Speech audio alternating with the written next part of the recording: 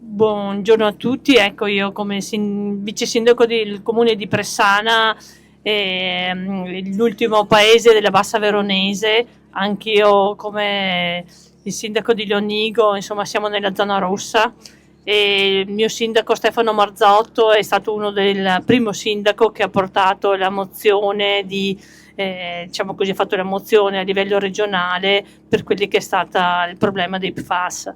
Quindi anche noi come cittadini ci sentiamo appunto legati a tutte queste diciamo così, azioni di diciamo, supporto diciamo così, a